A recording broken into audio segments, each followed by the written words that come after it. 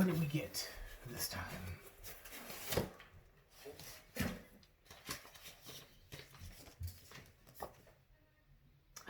Demon Slayer. I'll put it to you upside down. Demon Slayer, Volume 4. Now, I already, finished Season 1. I didn't do any reviews on Season 1 because I wasn't really into my channel by Season 1. I'm just getting used to being able to watch something, giving the feedback, and things like that. So, but I've already watched through this part, but this part was good nonetheless. Let me just skim through there real quick. Oh, it's that part.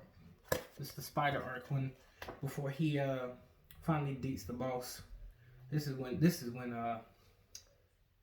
my boy Zenitsu. This is when Zenitsu gets his shining moment. So yeah, I like this. This is good. I'm glad I got Volume 4. So I got Volume 4 of Demon Slayer, and yesterday we got Volume 4 of Black Clover. Looks like our collection is growing pretty well. Now, if I had to say anything about Demon Slayer, I think it's very good in the concept of not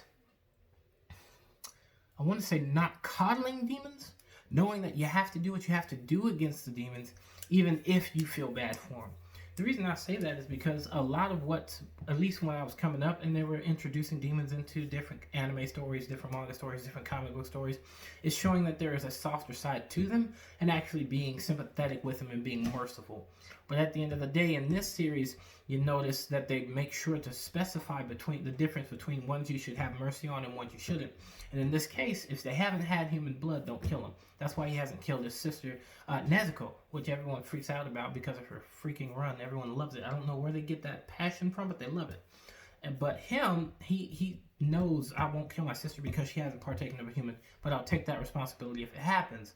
However, when he meets other demons, he ends up killing them off, but they do a great job of giving you that history behind the person that ended up corrupted and it leading to their destruction. So what would that mean, right? Like, how would you want to see that as a Christian?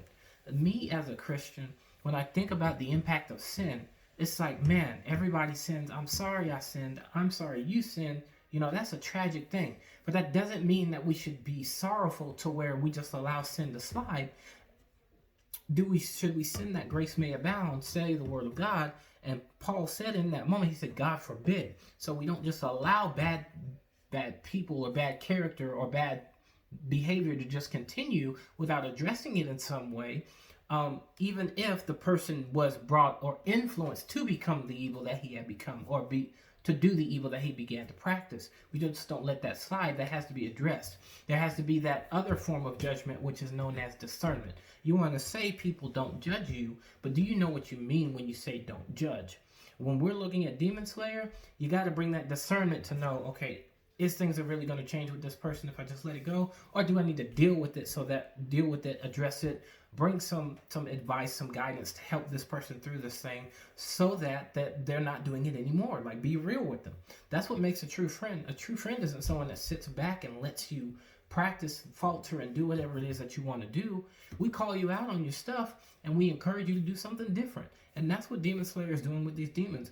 They're humans being influenced by a demon to become demons. So it's human beings being influenced by evil, being influenced by sin, being influenced by corruption, and getting into it and even forgetting who they were because of its influence. Not to go deep into this, but that's the aspect of being possessed or influenced by a spirit. Those spirits change your character. They change who you are unbeknownst to you.